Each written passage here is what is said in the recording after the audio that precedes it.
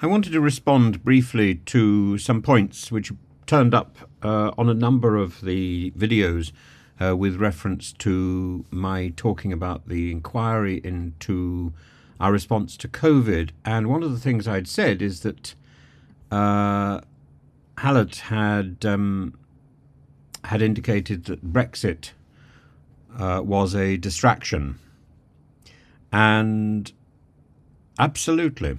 So I'm told that I referred to the Guardian in reading up before I made my video. Actually, I hadn't looked at the Guardian at that point. I have since, and I've also checked the summary and some of the details of the Hallett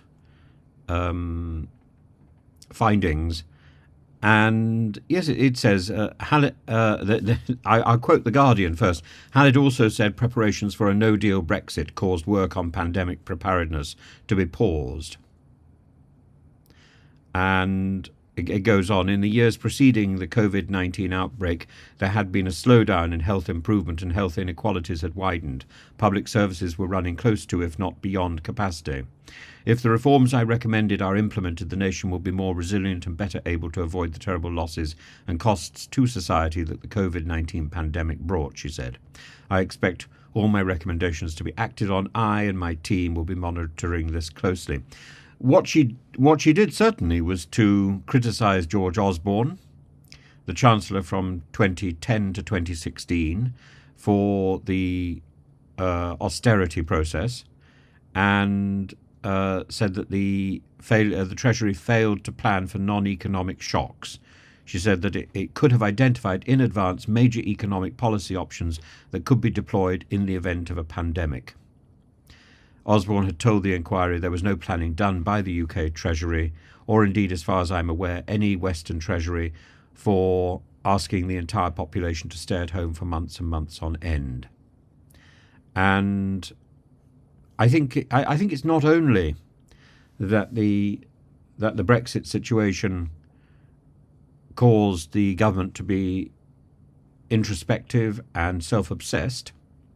I think that has continued for the last 6 years, and that is the reason for the collapse of the government, despite a healthy majority earned by Johnson in the 2019 election to, quote, get Brexit done. And the self-obsession meant that instead of cooperating with Europe to try and get the best possible Brexit deal and to anticipate problems in Northern Ireland and in the Channel, Lord Frost was too obsessed with his own ideology to look beyond and to look at the need in a post-Brexit world to establish a good relationship with our neighbours.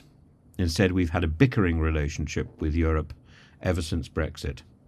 And it's absolutely essential that the new government signals a new relationship with Europe.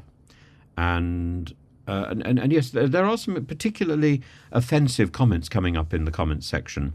So suggesting that one person has actually used the word liar, which I find slightly disturbing. So I may not be necessarily saying things you agree with. Doesn't mean that I'm a liar. A liar is somebody who knows the truth and specifically wishes to say something different. I may indeed change my mind, and that equally doesn't mean I'm a hypocrite. It means I've changed my mind. And I think equally it's important to reflect, but both the people who are making comments, and there are one or two individuals who are being very nasty to other people leaving comments. Be nasty to me if you wish to. I will answer back in time. But if you're nasty to other people who are making comments, then I think probably I will ask you to desist. I believe there is a way to barring people. I've not fully worked out how to do that, but I'm taking advice at the moment, and I will then act on it. I think bullying on the pages of YouTube is unacceptable, and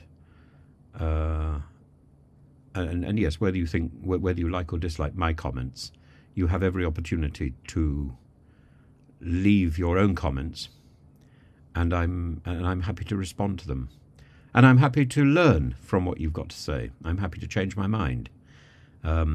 Literally, I switch the computer on and I make a video, and then I get back to my other work. I tend not to look at what I've said a few minutes ago.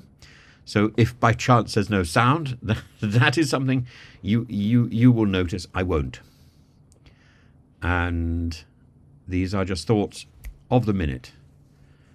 It's a point in time, and I hope it's possible to have another view, a completely conflicting view later on.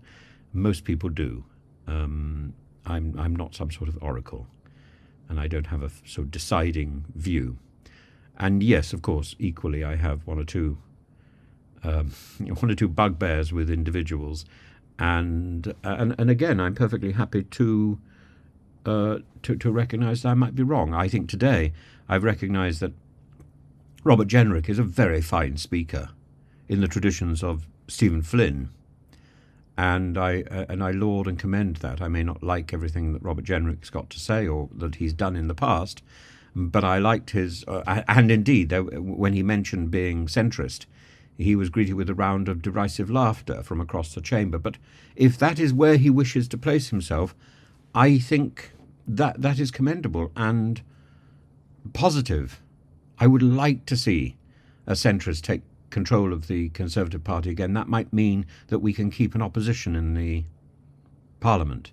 If not, if it goes so much further over to the Tufton Street Brigade, I'm afraid the Conservative Party will fracture and it will be lost, and that's a lot of history to abandon simply because of